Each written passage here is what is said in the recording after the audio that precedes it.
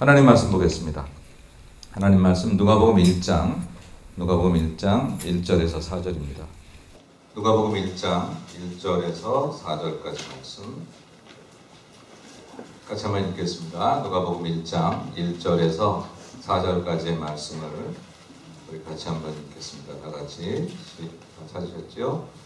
누가복음 1장 1절에서 4절입니다. 다 같이 시작.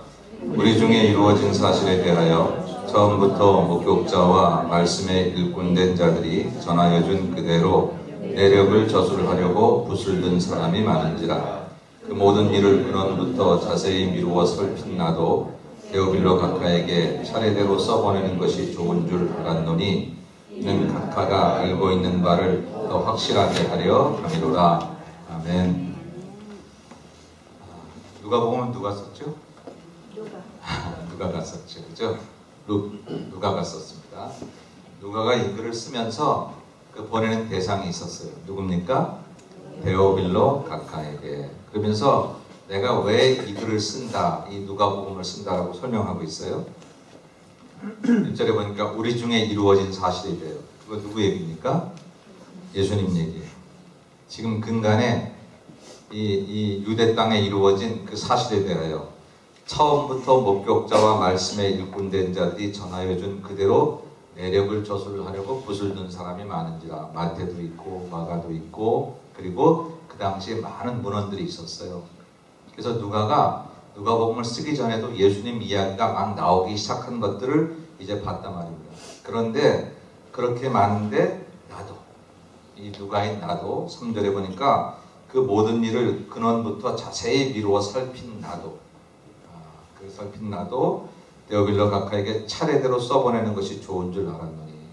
이제 누가가 예수님 이야기를 한번 써야 되겠다고 마음에 이제 다짐하고, 그래서 그것을 쓰기로 작정했다. 그 까닭은 뭐냐면 4절에 보니까 각하가 알고 있는 바를 더 확실하게 하려 함이로라. 이 데오빌로가 누군지 정확하진 않지만 어쨌든 데오빌로가 예수님 얘기를 들었어요. 그런데 누가는 지금 데오빌로가 알고 있는 그 예수님 얘기를 좀 더 자기가 가지고 있는 모든 자료들을 동원해서 더 확실하게 하기 위해서, 그래서 이 누가복음을 쓴다. 지금 그렇게 이야기를 하고 있습니다. 이 마음이 오늘 제가 성지순례 갔다 와서 성지에 대해서 강의를 하려고 하는 그런 마음입니다. 이 마음이. 성지에 대한 얘기들도 여러 번 많이 들으셨기도 하고, 직접 가보지 못했어도 성경을 통해서, 또 요즘에 뭐 유튜브를 통해서도 많이 들어서 알 수 있으니까, 볼 수 있으니까. 그렇지만 저도 이제 성지순례를 갔다 와서 내가 알고 있던 여러 가지 것들을 우리 교우들에게 좀 더 잘 전해야 되겠다 하는 그런 마음이 들어갔어요.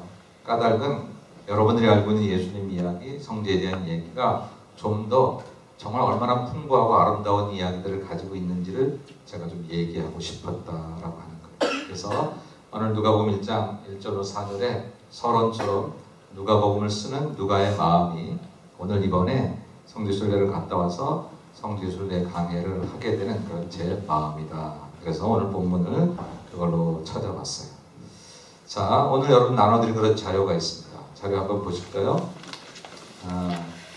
이제 이 자료를 계속 나눠드릴 텐데, 이왕이면 제가 파일도 제가 좀 이렇게 사가지고 나눠드렸으면 좋았어요. 그래서 파일 준비를 못했는데 한번 해보도록 하겠습니다. 이거 집에 가서 아무데나 그냥 버리지 마시고요. 오늘 좀 잘 간직하시고, 그리고 다음 주에 이렇게 파일을 하나씩 드리면 거기다 이렇게 계속 철을 해둘 수 있도록 그렇게 하시면 좋겠습니다. 이번에 제목이 뭐냐면 말씀으로 찾아가는 성지순례. 말씀으로 찾아가는 성지순례. 사진 찍고 관광하고 뭐 투어하고 그렇게 갔다 왔지만, 그러나 여러분하고 얘기할 것은 제가 갔다 온 사진이나 제가 갔다 온 뭐 영상을 보여주려고 하는 의도가 아니라, 그게 아니라 그 보았던 것들을 다시 제가 성경으로 들어가서 성경에서 다시 그것을 발견해서 여러분들에게 소개하려고 하는 그런 목적입니다. 오늘은 이제 첫날이라서 오늘은 오리엔테이션 정도 하게 될 것 같아요. 그래서 오늘은 제가 영상 준비나 이런 걸 안 했지만 다음 주부터 이제 베들레헴을 하면 베들레헴에 대한 영상도 좀 보여드리고, 그렇게 하면서 말씀 속에서 찾아가려고 해서, 그래서 이제 제목을 말씀으로 찾아가는 성지순례 그렇게 이야기를 했습니다. 거기 이제 목차가 있어요. 매주 수요일 저녁마다 하는데 매주 수요일 저녁 7시 30분에 이제 우리 찬양하고 기도한 다음에 가능한 제가 다른 거 안 하고 바로 말씀 전하려고 그렇게 합니다. 그래서 원래 광고에 16주로 제가 냈어요. 전사님께서 16주 기도를 하셨는데 지난주 우리 남성교회가 회의를 하고 나서 꼭 22일 수요일 날 남성교회 헌신 예배를 봐야 되겠다네요. 그래서 아멘이에요. 그래서 제가 거기다가 순서 하나를 남성교회를 하나 집어넣었어요. 그런데 이 강의는 딱 4월 말까지 하면 좋을 것 같아요. 5월 첫 주에 연회가 있고 우리 미주 연회가 있고 그러면 제가 또 한 주를 빠져야 되고 그런 상황이 돼서 그래서 그냥 15주로 줄였습니다. 여러분 한번 목차를 보세요. 목차를 보면 이제 1번부터 15번까지 돼 있다. 15번에 걸칠 거다. 그럼 날짜는 1월 8일부터 매주 수요일 날짜를 집어넣고요. 22일은 남성교 헌신 예배로 빠지고 2월 26일은 원래 애쉬 웬스데이, 그래서 제가 이건 원래 제가 빼놨던 거예요. 이때부터 사순절이 시작이 되니까 이날은 애쉬 웬스데이 예배를 드릴 거고 나머지는 빠지는 거 없이 15번에 걸쳐서 이제 성제된 강의를 하게 될 것입니다. 오늘은 도대체 이스라엘에 대해서 우리가 왜 알아야 되는지, 이스라엘의 과거와 현재가 어떤 것인지, 그래서 오늘은 성경 얘기, 물론 성경 얘기도 하지만 이스라엘에 대한 것을 좀 이렇게 서론적으로 살펴보고요. 다음 주부터 이 성지 얘기를 어디서부터 어떻게 할까라고 생각했어요. 여러분 보통 성지 순례를 가면 우리 이번에 같이 갔다 왔던 팀장님도 계시고 우리 권사님, 집사, 손집사님 다 여기 계신데 되게 이렇게 요르단 통해서 이제 이스라엘로 들어가는 그런 코스가 있고 또 이집트를 통해서 또 이제 이스라엘로 들어가는 그런 코스가 보통은 일반적인 코스들입니다. 근데 제가 이집트나 요르단은 뺐어요. 그냥 이스라엘만. 왜냐하면 할 게 너무 많으니까, 너무 많아서 사실 목차를 이렇게 정해놓고도 요 내용을 이 한 시간에 할 수 있을까 사실 걱정이 돼요.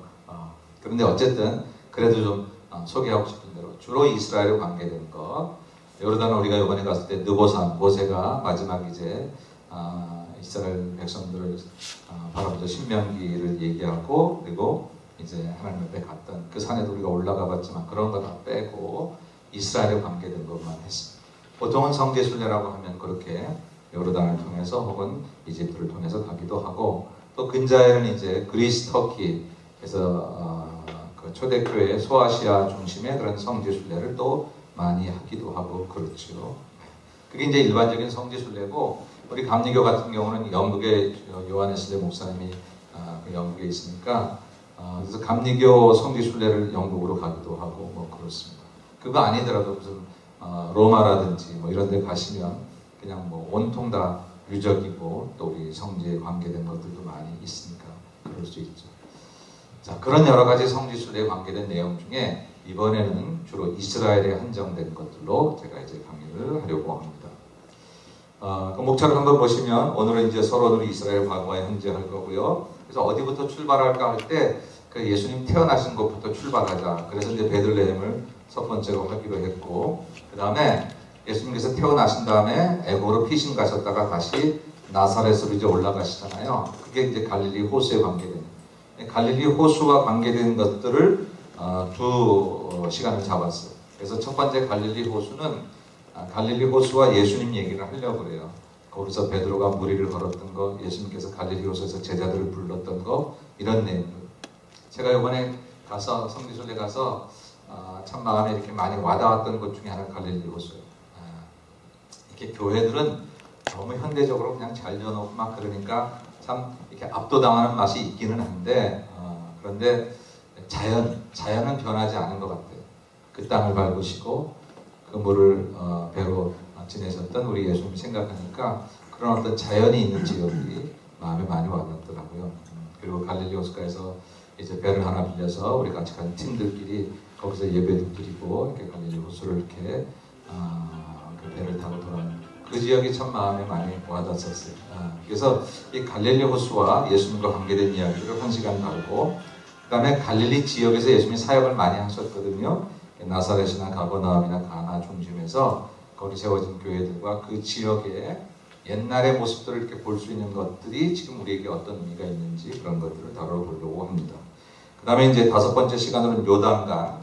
요단강은 이스라엘 백성들의 경계가 되기도 하고 가장 큰 강이며 그저 요단강 하나가 천국을 들어가고 나올 수 있는 그런 것을 설명하는 그런 이야기가 되기도 하기 때문에 요단강에 대해서 이야기할 때 요단강의 근원인 가이사랴 빌립보라든지 텔단이라든지 저 사실 잘 텔단 같은 거 잘 몰랐거든요.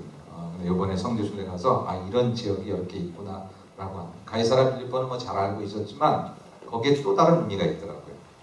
우상이 많았던 지역에 거기서 그 우상이 많았던 지역에서 예수님은 오직 나를 누구라 하느냐 세례요한 예레미야 완화부대으로 예수님 훌륭한 분이지 많은 훌륭한 사람 중에 한 사람 그게 아니라 오직 우리의 구세주는 주는 그리스도 살아계신 하나님의 아들이라고 그 숱한 우상이 있던 그 지역에서 그 고백을 하게 되는 이제 그런 것들도 상당히 의미가 깊었고 이제 그런 얘기들을 이제 갈릴리 요단강을 얘기하면서 할 거고 그리고 이제 사회 얘기를 같이 조금 더 하게 될 것입니다.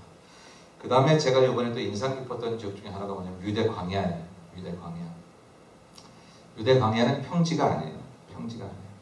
거기는 이렇게 산과 구름과 골짜기 내가 사망의 음침한 골짜기를 지날지라도 다윗이 그렇게 고백했는데 그거는 머리에서 나온 게 아니에요. 머리에서 자기가 양떼를 기르면서 실제로 갔던 지역이 사망의 음침한 골짜기와 같은 유대 광야 거기 들어가서 정말 어떻게 발을 헛디뎌서 죽는다 아무도 못 찾을 그런 곳이었어요. 조그만 풀포기도 없는 그런 곳들. 근데 광야라는 것은 나중에 다 설명하겠지만 광야는요 미드바라는 뜻을 가지고 있는 이름을 가지고 있는데 그 드바라가 이 광야라는 뜻을 가지고 있기 때문에 말씀이라는 뜻도 있대요. 말씀. 유대인들은 인생의 광야 같은 것에 대해서 이상하게 생각하지 않는다는 거예요. 말씀은 고통으로부터 온다는 것을 그들은 처음부터 깨닫고 있다는 거예요.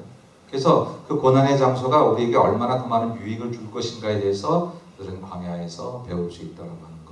그리고 광야를 가보면 우리가 직접 광야를 막 걸어 다니진 않았지만 광야는 다른 게 볼 게 없어요. 하나님 외에는 볼 곳이 없는 것. 하나님 외에는 의지할 곳이 없는 것. 거기서 세례요한도 거기서 예수님도 시험받고 그리고 이렇게 섬겼던 바로 그 지역이 굉장히 이번에 다가왔어요. 이런 우리 여기 저 라스베가스 쪽 가다가 사막을 많이 보잖아요. 그런 사막하고는 전혀 달라요.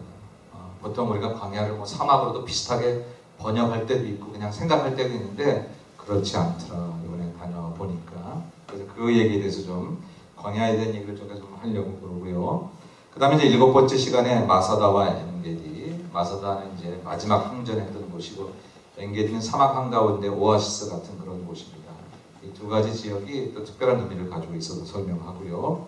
그 다음에 8번째 시간에는 이스라엘의 식물들 가운데 무화과나무 또 겨자씨 또 주염나무 열매 올리브나무 이런 그런 것들이 가지고 있는 뜻들을 사실 제가 작년에 이스라엘의 식물에 대해서 25번 사순절 강해를 해서 그때 여러 설명들을 했습니다만 그거를 좀 자료를 다시 첨거해서 이스라엘의 여러 나무들이 어떤 뜻을 가지고 있는지 그러니까 올리브 나무가 있는 데를 갔는데 거기 한 나무가 한 2000년 됐대요. 예수님 시대 나무라고 그래요. 우리보다 한 200년은 아니 200배는 더 살은 200배가 아니라 어떻게 되나? anyway 그런 나무들을 보고 왔어요. 그런 나무들에 담겨져 있는 얘기들. 그 다음에 이제 9번째 시간에 예루살렘에 대한 얘기를 하는 건데 사실은 핵심은 예루살렘이에요. 성지의 핵심은 예루살렘. 그래서 이번에 우리 성지순례 그 순서도 마지막에 예루살렘을 이제 집어넣었어요. 이제 마지막에 하이라이트를 짜잔 하고 가려고. 근데 이제 마지막에 가니까 막 다니는 것도 힘이 들고 그러더라고요. 이번에 제가 이거 하면서 기도하는 것은 우리 교회에서도 이 성지순례를 할 수 있는 그런 팀들이 많아지고 좀 소망이 생겨져서 그렇게 한번 준비하면 좋겠다. 그리고 한 살이라도 좀 젊을 때 가야 될 것 같아요. 계속 걸어야 되니까 이게 힘들거든요. 음식도 그렇고. 그래서 이번에 이제 하면서 나는 여러분에게 이런 소망이 생겨졌으면 좋겠어요. 여러분 저는 성지에 대해서 그렇게 막 열정적으로 가고 싶어 했던 사람은 아니에요. 아시지만 몇 년 전에 우리 교회에서 갈 수 있도록 이렇게 해주시는 기회가 있었는데 여차여차해서 안 갔어요. 근데 안 가도 그렇게 그걸 못 가서 안 달라거나 그러지 않았어요. 왜냐하면 거기는 예루살렘 주님이 다녀가신 예루살렘 성지지만 오늘날 내 성지는 내가 내 발을 딛고 있는 이곳에서 내가 주님 만나고 내가 이곳에서 주님과 함께 살아가야 되니까 이곳이 내 성지다. 늘 그런 생각을 가지고 있었고 지금도 그 생각에는 변함이 없어요. 여러분 진짜 저와 여러분의 성지는 LA 한인타운인 줄로 믿습니다. 우리의 발이 닿는 곳마다 우리의 타운을 거룩하게 만들어내요. 주님이 가신 곳마다 주님의 놀라운 역사가 나타났던 것처럼 우리가 예수 믿는 게 교회 다녀서 이거 해주세요 저거 이게 아니라 정말 주님을 닮아가면서 주님이 가셨던 그 영향력을 우리가 사는 땅에다 우리가 주님만큼은 못해도 비슷하게라도 흉내내고 살아가는 이게 예수 믿는 이유거든요. 그래서 저와 여러분의 성전은 LA가 틀림이 없는데 그래도 가보니까 하나님 주신 예가 특별해요. 그래서 제가 많은 은혜를 받았어요. 이번에 사실은 뭐 많이 여러 가지로 힘들었고 12월 달이라 갔다 와서도 막 정신이 없었지만 기회를 이렇게 허락해 주셔서 감사하고 또 이렇게 좋은 프로그램을 만들어준 우리 여행사 또 팀장님 뭐 같이 가신 동료들 다 고마운 마음을 가졌어요. 일일이 인사를 잘 못했지만 어쨌든 그런 마음이 있었습니다. 그래서 이번에 여러분들이 특별하게 좀 그런 마음을 가졌으면 좋겠는데 그 핵심은 예루살렘입니다. 근데 예루살렘 안에는 이따 설명하겠지만 세계 종교가 구 예루살렘 안에 있어요. 우리가 예루살렘 할 때 지금 신 예루살렘 우리가 사실 따로 나가보지는 못했습니다. 스케줄상. 근데 신 예루살렘, 신시가지는 굉장히 번화한 그 어느 나라의 한 신도시와 같은 거예요. 근데 우리가 찾아가는 곳은 그 안에 아주 작은 구 예루살렘. 그 안에 기독교와 유대교와 이슬람교가 공존하고 있는 아주 작은 지역. 그게 2000년 동안 전 세계 사람들에게 성지로 지금도 계속해서 우리가 있을 때도 계속해서 수많은 사람들이 찾아왔지만 2000년 동안 계속해서 지금 찾아가고 있는 바로 그곳 그 예루살렘을 우리가 좀 살펴보려고 그러고 그 예루살렘에 둘러싸고 있는 성벽들과 성문들에 대해서 좀 같이 공부해 보려고 합니다. 그리고 그 다음 주는 예루살렘에 몇 개의 산이 있어요. 우리가 잘 알고 있지만 정확하지 않은 감람산, 성전산, 시온산, 시험산 뭐 이런 것들을 한번 우리가 돌아보려고 하고요. 그 다음에 다이성과 히스기야 터널, 베데스다, 실로암 여러분들이 알고 있는 그런 성경의 용어들을 기억하고 있는 그런 지역들을 우리가 직접 한번 보고 거기에 가지고 있는 또 다른 의미들을 한번 생각해 보려고 합니다. 12번째 시간에 통곡의 벽, 왜 통곡의 벽이었는지 한번 보고요. 그 다음에 13번째와 14번째 시간에 십자가의 길이 14포인트가 있습니다. 예수님께서 지쳐가지고 이렇게 손을 디디신 그런 자국이 있는 곳도 있고 넘어지신 곳도 있고 그래서 구레네 시몬이 질 수밖에 없었던 곳도 있고 근데 사람이 너무 많아가지고 우리는 정작 마지막 예수님이 십자가에 달리셨던 그 정점은 우리가 못 갔어요. 눈앞에 보고 사람들이 쭉 줄을 서고 있는데 저거 기다리려면 3시간 걸린다고 그래서 우리가 거기까지 가서 못 보고 왔는데 어쨌든 그 14포인트를 한번 2시간에 걸쳐서 해보려고 그리고 이제 마지막에 이스라엘 전체 지도를 보면서 성지에 대한 마음을 한번 가져보려고 합니다. 성지에 대한 마음은 그래 우리 성지순례 가자 뭐 그런 마음을 가지려고 하는 것보다 주님이 하늘에 계신 내 아버지 하나님이 사람 되어 이 땅에 오셨던 땅 주님의 숨결이 있고 주님의 마음이 담겨있던 그 땅 이 땅에 대한 마음을 한번 품자. 우리 아버지가 우리 어머니가 우리 할아버지가 생전에 쓰셨던 유품 하나만 봐도 그 성경책이 있다 그러면 이거 할아버지가 쓰시던 성경책이야. 그러면 그거 내가 가지고 있을 때 읽지 않아도 은혜가 되잖아요. 그 성경책을 다 낡은 해진 성경책을 들고 있어만 해도 내가 마음에 위로가 되기도 하고 힘이 되기도 하는데 직접 성경의 원저자이신 예수님이 직접 다녀가신 그 땅을 우리가 한번 이렇게 밟아보는 것은 참 귀하다는 생각이 들어갑니다. 그래서 이제 이런 목차로 이제 앞으로 제가 성지에 대한 강의를 하려고 합니다. 그래서 오늘은 첫째 시간으로 이스라엘의 과거와 현재입니다. 이스라엘의 과거와 현재 좀 간단하게 얘기할 텐데 여러분 이 페이지를 보세요. 오늘 이스라엘 역사를 제가 간단히 훑는 이유는 뭐냐면요. 첫째는 이스라엘이 중간에 없어졌다 다시 태어났다 다시 생겼다라는 것을 보여주려고요. 우리는요 교회에서 이스라엘에 대한 얘기를 늘 들어요. 구약을 듣고 늘 들으니까 이스라엘이 이 역사 속에 없었다라는 생각을 잘 못해요. 근데 이스라엘 나라는 분명히 한 1800 정확히 계산해보니까 1878년 동안 이 땅에서 없었어요. 나라는 없었어요. 유대인들은 있었지만 그 나라가 없었다라는 거. 그리고 그동안에는 아랍 사람들이 이슬람 사람들이 그 우리가 말하는 그 성지의 주인공처럼 살고 있었다라고 하는 거. 그거를 우리가 한번 확인하기 위해서 오늘은 제가 거기 역사를 이렇게 좀 써놨어요. 그리고 그 역사를 써놓은 거에 키포인트 되는 그런 얘기만 써놓은 거예요. 여러분 이스라엘 역사를 얘기할 때 보통 아브라함 시대 때부터 얘기하기도 하고요. 출애굽 시대 때부터 얘기하기도 해요. 아브라함 시대 때는 유대인, 이스라엘 민족, 이스라엘 사람들라고 얘기할 때 아브라함부터 얘기하지만 나라, 백성, 국가라는 얘기를 할 때는 출애굽 때부터 얘기합니다. 그래서 창세기는 창조, 구원 뭐 이런 얘기지만 출애굽기는 너는 내 백성이 되어 이스라엘 백성들에게 너희는 내 백성이 나는 너희의 하나님이 되리라. 그래서 계약을 맺는 거예요. 하나님하고 이스라엘 백성하고 언약을 커비넌트, 언약을 맺는 책이 바로 출애굽기입니다. 출애굽기. 그리고 우리가 아는 대로 창세기에는 아브라함의 식솔들, 야곱의 자손들이 전부 다 몇 명이었죠? 다 합쳐서 70명이었죠. 그죠? 그리고도 이제 출애굽기 딱 들어오고 나니까 몇 명으로 불었어요? 장정만 60만이라서 한 200만 이상 됐어. 200에서 한 250만 성서학자들이 얘기를 하지요. 그러니까 이건 나라가 됐잖아요. 70명을 나라라고 말할 수는 없죠. 창세기에 야곱의 족속들 70명을 나라라고 말하면 시적 정도 되겠죠. 부족이라고 말하기도 적은 숫자예요. 그런데 이제 출애굽기에 들어와서는 나라와 민족이 되고 국가가 됐다. 이렇게 법이 생겨요. 그래서 시내산에서 하나님께서 법을 주시잖아요. 율법을 주시고 그럼 나중에 이제 왕을 세우기도 하지만 그게 출애굽기서부터 보통 이렇게 이스라엘의 역사를 생각해 본다고 하면 출애굽에서 이스라엘 백성들이 광야 생활을 한 다음에 들어가는 곳이 가나안 땅입니다. 이 가나안 땅을 들어가는 그 경로가 이제 우리 천국 가는 경로처럼 우리가 생각을 할 때가 있죠. 이 가나안 땅이라고 하는 그곳이 이스라엘 역사를 보면 여러분 한번 그 뒤에 지도를 보세요. 뒤에 지도를 보시면 밑에 지도 중에 왼쪽에 있는 지도, 밑에 지도 중에 왼쪽에 있는 지도. 저 위쪽에 파란 것이 갈릴리 호수고 가운데 쭉 선을 따른 것이 요단강이고 그다음 밑에 파란 것이 사해입니다.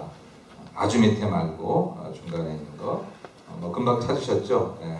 그 가운데 있는 줄이 요단강인데 그 요단강 동편, 지금 요르단이라고 써있는 그런 동편, 그 동편에서 요단강을 건너가는 서편, 이 서편 지역이 이게 가나안 땅이에요. 이게 가나안 땅이고 이거를 팔레스타인 지역이라고 말을 하고 이게 지금 이스라엘 현 지역이기도 하다라고 하는 것입니다.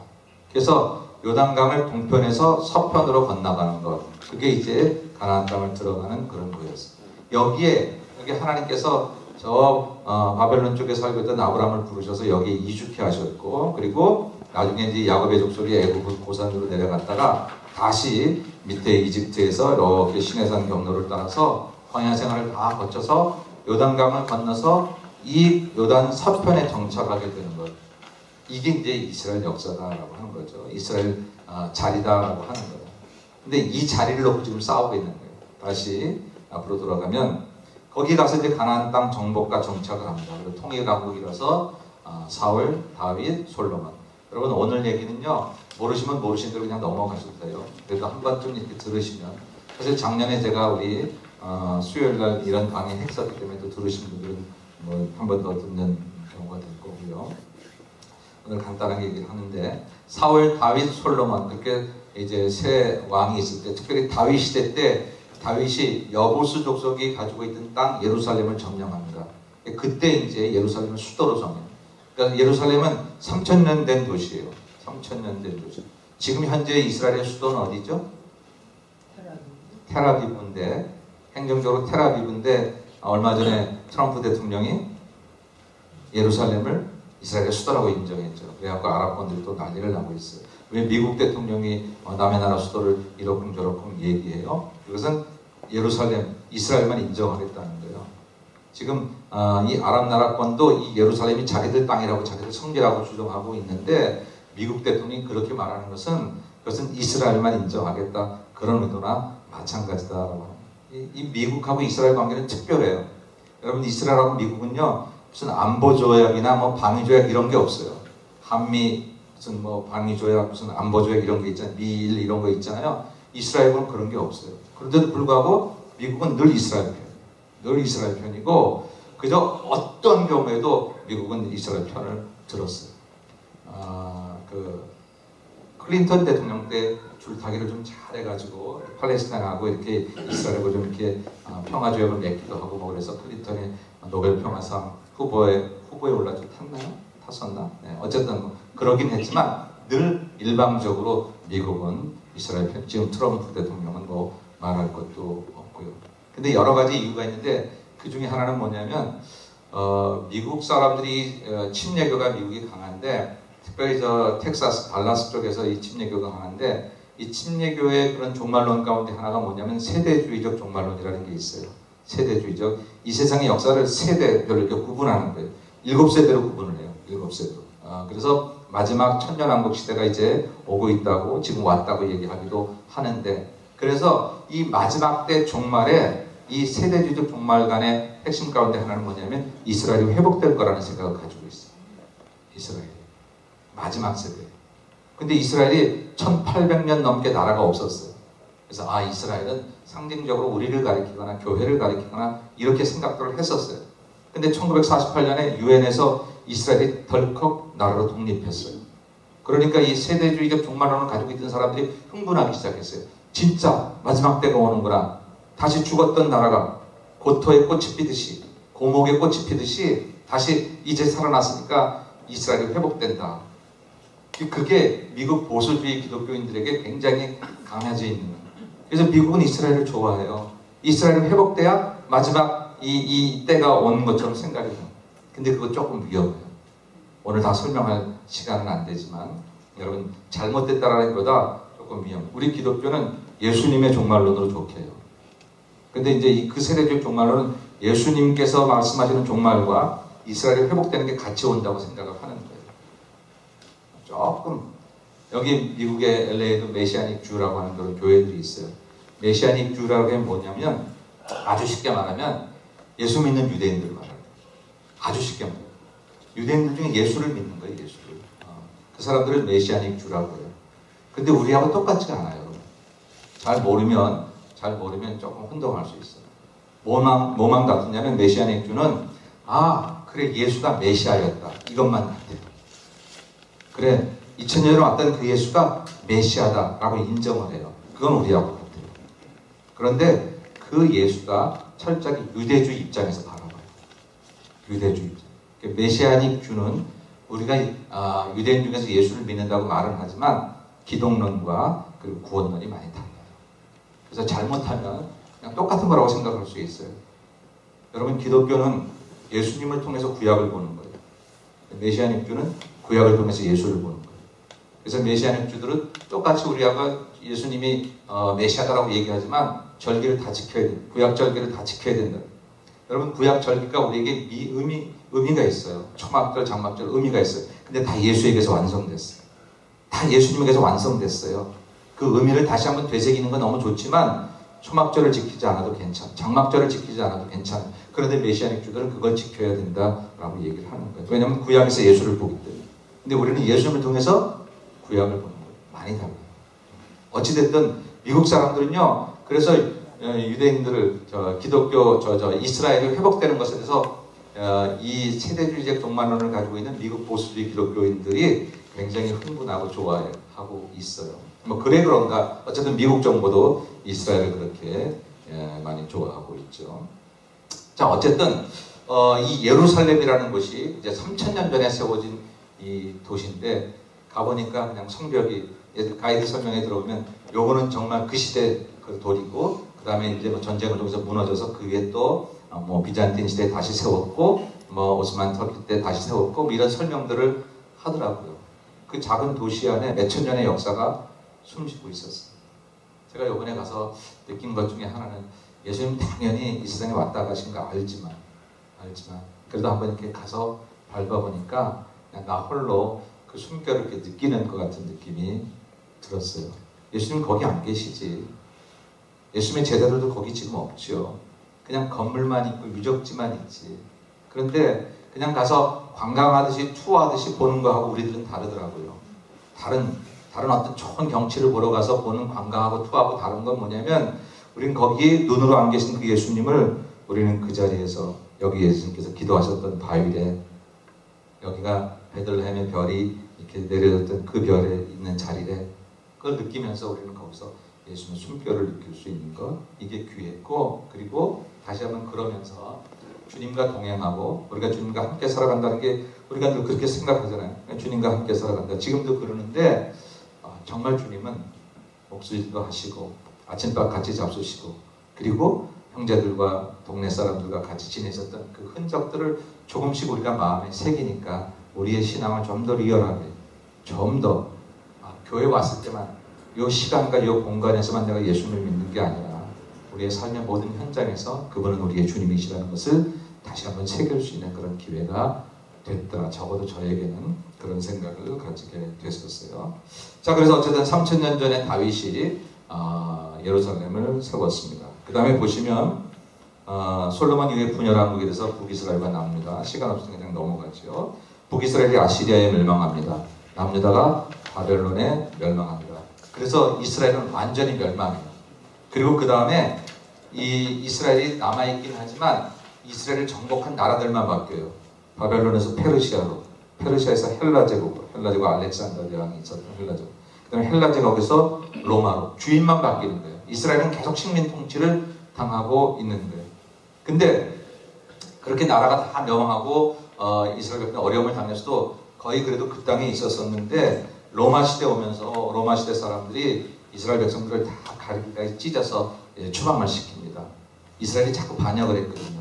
독립운동을 했어요. 그러니까 독립운동하는 이스라엘을 로마가 이제 철퇴를 내리면서 막 그 예루살렘에서 이스라엘을 쫓아내버려요. 추방을 시킵니다. 그래서 그때 디아스포라가 많이 생깁니다. 그러니까 예수님 시대 오기 전부터도 이스라엘 백성들은 많이 추방을 당해서 이제 쫓겨다니기 시작했어요. 그러다가 거기 굵은 글씨로 AD 70년에 이스라엘이 멸망을 합니다. 이때 성전이 무너지고 돌 위에 돈 하나도 남지 않겠다는 예수님 예언처럼 성전이 완전히 무너지고 법궤 없어져서 지금까지 못 찾고 있고 그리고 이스라엘 나라가 완전히 멸망을 당하고 있고 그리고 이때부터 나라가 없어진 거예요. 이스라엘이 없어요. 이제 없어요. 우리는 교회에서 늘 이스라엘 얘기를 듣고 왔기 때문에 이스라엘이 없다는 게 별 의미가 없다고 생각했어요. 근데 이스라엘 나라가 없어졌어요. 유대인은 물론 있었죠. 그리고 로마가 이스라엘 백성이 자꾸 예루살렘에 모이고 그러면은 이게 무슨 작당을 하니까 아예 예루살렘을 못 들어오게 하기로 했어요. 그리고 거의 1년에 한 번 예루살렘이 정복당한 날에 들어오게 했어요. 그때가 가서 기도한 데가 통곡의 벽이에요. 그래서 그 벽에 가서 서쪽 벽이 하나 남았어요. 무너진 벽 중에서 거기 가서 이 나라가 뺏겨진 날을 그때 가서 거기다 막 눈물을 흘리면서 기도했던 그게 통곡의 벽이다. 저도 이번에 거기 가서 이렇게 붙잡고 기도하고 왔습니다만 지금 전 세계에서 이스라엘 유적지 가운데 가장 유명한 장소가 되지 않았을까 싶은데 그런 통곡에 그럴 정도로 예루살렘에서 이스라엘에서 유대 백성들이 살지 못하도록 로마는 막 쫓아내고 시작했다. 그 다음에 그 땅의 주인공이 누가 됐느냐 거기 보면 AD 70년 이스라엘 멸망 다음에 로마가 됐다가 그 다음부터 이슬람 제국이 됩니다. 아랍 사람들이 그 땅에 이제 주인처럼 살아갑니다. 중간에 유럽에서 십자군 전쟁을 다시 성지를 찾겠다고 십자군 전쟁을 일으켜서 우리 세계사에서 배웠잖아요. 근데 이 십자군들이 너무 못된 일을 참 많이 했어요. 사실은 이름은 거창했는데 나중에 실패를 하고도 말고 다시 오스만 터키에서 무너지고 그리고 계속해서 이 이슬람 쪽 사람들이 이 아까 우리가 들어갔던 가나안이라고 말하는 그 땅의 주인처럼 살고 있었던 거예요. 그러다가 19세기 중엽에 나라 없이 떠돌던 유대 백성들이 전 세계에서 시온주의 운동을 시오니즘 운동을 일으킵니다. 시온산으로 돌아가자. 시온산이 예루살렘에 있는 산이거든요. 시온이라는 것은 예루살렘 성전이 있는 바로 그 터니까 그러니까 다시 예루살렘을 회복하자라고 하는 거예요. 거기 대표적인 인물로 19세기 말 데오도로 헤르첼이라는 사람이 유대 국가라는 책을 저술했는데 거기서 어떤 얘기를 하고 있냐면 유대인의 문제는 오직 유대 국가를 건설할 때만 해결된다. 그게 이제 전 세계에 있는 유대인들에게 막 이렇게 어떤 마음에 불을 질러 놓은 거예요. 그런데 그때 영국이 재정적으로 많은 어려움들이 있었어요. 산업혁명 이후에 오히려 어려움이 있었는데 유대인들이 돈을 얼마나 많이 벌었는지 협상을 합니다. 재정적으로 영국을 도와주고 그렇게 협상을. 그래서 너희가 재정적으로 우리 영국을 도와주면 우리가 너희 나라를 독립하는 데 도움 줄게. 그렇게 약속을 하는 게 그게 거기 나와 있는 대로 1910년 벨포어 선언이라는 것을 영국하고 체결합니다. 근데 영국이 양다리를 걸쳐요. 아랍 사람들하고도 그런 계약을 맺습니다. 그게 맹마한 선언인데 똑같이 아랍 사람들에게 너희가 우리를 도와줘. 특별히 그 오스만 터키를 물리쳐주면 거기에 도움을 주면 내가 아랍 사람들 너희들을 여기 주인공 해줄 수 있도록 해줄게. 그렇게 이제 양다리를 걸쳐 2년 사이에. 그래서 결국은 중동 전쟁이 일어나게 되는 겁니다. 그러나 어쨌든 이 벨포어 선언을 계기로 전 세계에 흩어져 있던 유대인들이 모이기 시작합니다. 제가 며칠 전에 이제 이런 얘기를 가지고 다시 한번 어떤 유튜브 내용을 보니까 지금도 전 세계에 살고 있는 유대인들이 유대로 돌아가려고 해요. 지금 이 미국에도 얼마나 많은 사람들이 살고 있습니까? 돌아가려고. 여러분 우리나라 사람도 이렇게 일제라든지 뭐 이런 어려움을 통해서 막 이렇게 사할린으로 가고 뭐 이렇게 뭐 일본으로 가고 징용을 당하고 뭐 이랬다가 다시 내가 마지막에 죽을 때는 고향 가서 죽어야지. 그리고 나이가 들어서 오는 사람들이 꽤 있어요. 근데 그 유튜브에 보니까 젊은 친구들이 외국에서 태어난 그런 젊은 친구들이 우리가 히브리인이고 우리가 유대인이기 때문에 유대로 돌아오는 것은 너무나 당연한 일이라고 바깥에서 좋은 집 가지고 그냥 살던 그 젊은 친구들이 자기 땅으로 돌아가는 것들이 지금도 계속해서 일어나고 있더라고요. 그런데 이 1800년대 중반에 19세기 중반에 바로 이런 일들이 일어나기 시작하는 거예요. 그리고 이런 선언들을 통해서 결국은 유엔에서 1948년 5월 14일 이스라엘을 독립선언시킵니다. 근데 바로 그 다음날 5월 15일 날 아랍 사람들이 이스라엘을 쳐요. 그게 제1차 중동전쟁. 처음에는 아랍이 이겼는데 조금 지나면서 이스라엘이 이기게 됩니다. 2차 중동전쟁, 3차 중동전쟁이에요. 3차가 그 유명한 6.1 전쟁이에요. 67년도에 일어났어요. 그러면서 어떤 일이 일어났냐면 거기 밑에 있는 요르단강 서안지구 가자지구를 점령해요. 그러니까 그동안에 팔레스타인의 주인처럼 살고 있던 팔레스타인 사람들이 살고 있던 지역 가운데 유엔이 중재를 해가지고 여기는 이스라엘 사람들이 살아. 저쪽은 이렇게 다른 사람들이 살아. 이렇게 정해놓은 데가 있어요. 뒤에 한번 여러분 지도를 한번 봐주세요. 밑에 있는 오른쪽 것입니다. 밑에 있는 오른쪽에 있는 거예요. 이스라엘 팔레스타인 주요 분쟁 지역. 거기 검은색, 땅색 같이 되어 있는 것은 지금 현재 이스라엘 백성들이 살고 있는 이스라엘 나라를 표현한 거예요. 거기 붉은색으로 되는 게 팔레스타인 지역입니다. 이 지역들을 팔레스타인 지역으로 줬었는데 6.1 전쟁하면서 여기를 다 점령해버려요. 이스라엘이. 오히려 점령을 해버려요. 근데 지금도 국제법상으로는 이스라엘 영토가 아니에요. 여기가. 그래서 팔레스타인 자치기구라고 해요. 그래서 팔레스타인 사람들이 살고 있습니다. 그 중간에 보면 이 빨간 지역 가운데 거기 베들레헴도 들어가 있고 여리고도 들어가 있어요. 베들레헴, 여리고 유대인 사람들이 살지 않아요. 팔레스타인 자치기구, 팔레스타인 사람들이 살고 있어요. 그런데 거기를 이스라엘이 점령을 했기 때문에 통제는 이스라엘이 하고 있어요. 참 희한한 지역이에요. 희한한 지역. 국제법상으로 이스라엘 나라가 아니에요. 영토가 아니에요. 그런데 실제적으로 통치는 이스라엘 백성들이 지금 이스라엘 나라가 거기를 하고 있습니다. 그리고 그 지역에다가 이스라엘 정착촌을 지금 만들고 있어요. 계속 유대인들을 거기다가 이렇게 살게 만듭니다. 그래서 계속해서 여러분 뉴스를 들으면 중동에서 일어난 전쟁이 요르단 서안 지구에서 뭐 전쟁이 일어나고 국지전이 일어났다. 가자 지구에서 일어났다. 그게 바로 왼쪽 밑에 가자가 있고 가운데 큰 게 요르단 서안 지구고 그 다음에 맨 위쪽에 빨간 게 골란원 이번에 우리가 거기로 갔다 왔습니다만 그런 지역이더라. 지금 이게 계속해서 문제가 되고 있다라고 하는 지역이에요. 그래서 현재 이스라엘은 지금 굉장히 좀 복잡해요. 팔레스타인과 유대인들이 같이 살고 있는 그런 지역이고 이스라엘 지역 안에도 이스라엘 유대인들만 사는 게 아니라 전체 인구 대비 한 80%가 유대인이고 한 20%가 아랍 사람들이 살고 있다고 그렇게 이야기를 하고 있습니다. 그래서 이스라엘의 언어는 히브리어와 아랍어를 공용으로 쓰고 있고 이스라엘 사람들은 지금도 그 안에서 들어가는 것도 있고 못 들어가는 베들레헴은 우리는 들어가는데 유대인들은 못 들어간다고 하더라고요. 거기에 팔레스타인 자치구이기 때문에 거기서 하도 전쟁이 테러가 일어나고 그래가지고 분리장벽이라고 커다란 다음 주에 한번 보여드리겠습니다. 커다란 벽을 쳐놨어요. 그러면 그 벽을 지키고 있는 군사들 총 들고 지키고 있는 그 문으로 이렇게 우리는 들어가죠. 희한한 것은 그렇게 전쟁이 있는 지역인데 세 종교 모두 자기들이 성지라고 생각하기 때문에 그 작은 도시를 함부로 하지 못하는 거예요. 그래서 관광객들이 지금 우리 살고 있는 그런 지역이 되는 거죠. 자, 이스라엘 역사가 그렇습니다. 그래서 중간에 한 1878년 동안 이스라엘이 없어졌다가 다시 이스라엘이 시작됐다라고 하는 것, 그리고 그것은 굉장한 의미를 가지고 있어요. 그러니까 종말론자들이 다시 이스라엘이 시작이 됐다라고 하는 것은 하나님의 약속이 회복됐다, 주님 오실 날이 가까웠다, 주님 오실 그때 이스라엘도 회복된다고 했다, 이렇게 너무 몰아가는 게 약간의 위험성이 있기는 하지만 이스라엘 나라가 다시 회복됐다라고 하는 것은 굉장한 영적인 의미가 있다라고 하는 것이죠. 자, 뒷장 넘겨보세요. 3페이지. 이제 거진 다 왔습니다. 오늘은 현재 이스라엘의 위치를 거기 위에 있는 지도를 보시면 빨간 선 안에 이스라엘이 있고 그 옆에 요르단과 레바논, 시리아 이렇게 있고 이라크 지역이 에덴 동산이 있는 지역이에요. 이라크 지역이 이 이라크 지역에 있던 아브라함이 이제 가나안 땅으로 온 거죠. 그리고 밑에 이집트가 있습니다. 왼쪽 밑에 이집트. 여러분 세계 4대 문명 중에 이집트 문명이 있었고요. 그 다음에 이라크에서 무슨 문명이 있었죠? 바벨론 문명이 있었습니다.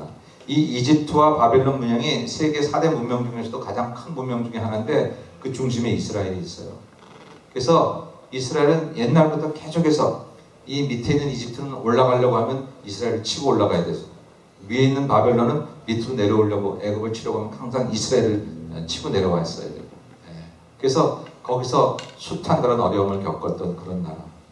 저는 왜 이스라엘이 이렇게 어려움을 당할까? 그리고 그 아랍 나라들이 전부 다 석유가 나오는데 아니 이스라엘은 어떻게 또 그 안에 같이 있으면서도 이 나라는 또 석유도 안 나올까? 근데 이번에 가서 하나 느낀 건 뭐냐면요. 야, 석유가 나왔더라면 여기 유적은 하나도 남아나지 않았을지도 모르게 다 파가지고 말이지. 근데 모든 게 다 남아있는 걸 보니까 석유가 안 나와서 그 땅을 안 판 것 같은 느낌도 들더라고요. 그런데 그렇게 모든 것이 보잘것없고 모든 것이 부족한 땅.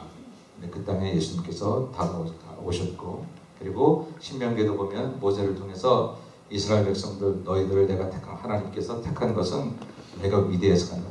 너희가 가장 작기 때문이라고 그렇게 말씀하셨던 그 말씀이 이제 이 땅에서 가보니까 그대로 볼 수가 있더라고요. 3페이지 맨 왼쪽에 국기가 있습니다. 이게 이스라엘 국기입니다. 이스라엘 국기는 파란색 두 줄로 가 있는 거. 이 파란과 흰색으로 되어 있는데 파란과 흰색은 유대교라는 의미를 상징한다고 그러고요. 그 가운데 있는 별 모양 그게 다윗의 별입니다. 삼각형을 두 개 이렇게 반대로 엎어놓은 것. 이게 다윗의 별인데 다윗의 방패라는 뜻을 가지고 있고요. 이스라엘 국기는 이제 이렇게 설명이 되어져 있습니다. 아주 쉽게 이스라엘 지도를 보면 그 세계 지도 가운데 밑에 있는 왼쪽 지도를 거기 보면은 현대 나라들과 옛날 나라들 섞어져 있어요. 사실 어떻게 보면 좀 정확하지 않은 건데 그냥 한눈에 이스라엘 보기는 제일 좋아요. 여러분 주로 이렇게 노란색으로 되어 있는 게 지금 이스라엘인데 저 위에 레바논이라고 된 그 글자 밑에 헤르몬산이라고 있어요. 헤르몬산이 이제 이스라엘의 요단강과 사해 또 갈릴리 호수에 물을 대는 그런 산입니다. 여기서 눈 녹은 물이 이제 흘러내려오는 거예요. 그 밑에 보면 단이라고 있습니다. 이 단이 이스라엘의 제일 영토의 북쪽이라고 보시면 돼요. 그래서 거기서 이렇게 쭉 내려와서 갈릴리 호수, 거기다 요단강을 쭉 내려서 사해까지 내려오는 거고 그 사해 밑에 이렇게 보면 네게브 사막 위에 브엘세바라고 있어요. 브엘세바. 이게 이스라엘의 제일 하단이라고 보면 됩니다. 브엘세바에서 단까지, 단에서 브엘세바까지, 단에서 브엘세바까지, 백두산에서 한라산까지, 브엘세바에서 단까지, 한라산에서 백두산까지 뭐 그런 의미라고 볼 수가 있습니다. 주변에 그런 나라들이 있고 왼쪽에 지중해가 있고 이게 이제 이스라엘의 전체적인 영토를 볼 수 있습니다. 자 마지막 3대 종교의 성지로서의 이스라엘. 이스라엘 안에는 세계 종교가 있어요. 세계 3대 유일신교, 기독교, 유대교, 이슬람교. 기독교는 예수님 태어나셨기 때문에 성지입니다. 유대교는 유대인들이 전통적으로 거기서 살았고 자기들의 구약 성경이 있으니까 유대교 자기들의 성지입니다. 이슬람은 왜 성지죠? 이슬람은 모하메드가 거기서 승천했다고 하는 거예요. 그 승천했다고 하는 곳에 지어놓은 게 황금돔입니다. 가보면요, 제일 그 황금돔이 있는 성전이 예수님 다윗이 솔로몬이 처음 지었던 그 모리아산 바로 그 자리거든요. 그러니까 처음 지었던 그 성전에 지금은 모스크가 있는 거예요. 모스크. 근데 왜 거기다 그걸 세워놨냐면 거기서 승천했다고 모하메드가. 그래서 세계 3대 성지가 있어요. 기독교는 기독교인대로, 유대교는 유대교인대로, 또 이슬람은 이슬람교. 구 예루살렘은 4개 지역으로 구분되어져 있어요. 이 세 개, 기독교 지역, 또 유대교 지역, 그 다음에 이슬람 지역, 그 다음에 아르메니아 지역, 이렇게 네 개로 구분되어 있는데 이 세 개 종교가 그렇게 되어져 있다. 자, 오늘 간단하게 이렇게 이스라엘에 대한 얘기를 제가 하면서 마지막 결론 내릴 것은 저는 이번 성지순례 공부를 하면서 목적이 있어요. 그건 뭐냐면 성지를 만나는 게 아니라 성지를 통해서 예수님을 다시 만나는 거예요. 이게 그런 교회였구나. 이게 갈릴리 호수였구나. 갈릴리 호수를 보려고 하는 게 목적이 아니에요.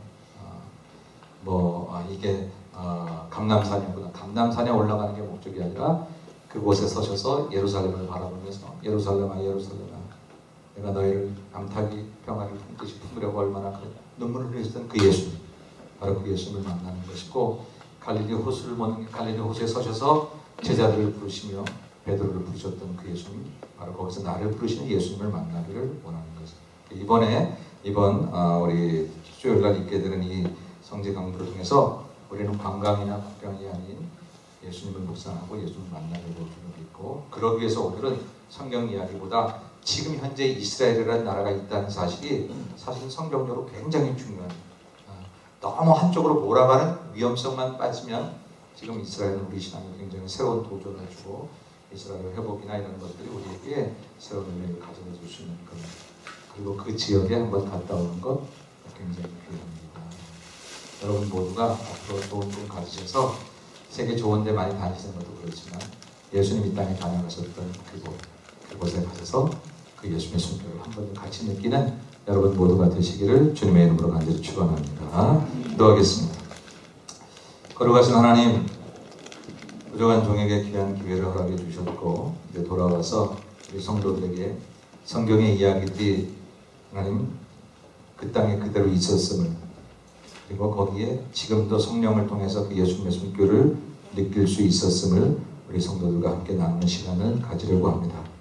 다음 시간부터 주님 나셨던 베들레헴부터 시작해서 다시 하나님 이 모든 십자가의 길까지 우리가 돌아볼 때에 하나님께서 성령으로 역사하셔서 우리 주님 만나는 거룩한 은혜가 있게 도와주옵시고, 우리가 지명이나 지역만 보고 끝나지 말고 그 지역에 함께 하셨던 우리 주님을 새롭게 만나는 귀한 시간들이 될 수 있도록 주님 축복하여 주옵소서. 거룩하신 예수님의 이름으로 간절히 기도 올려옵나이다.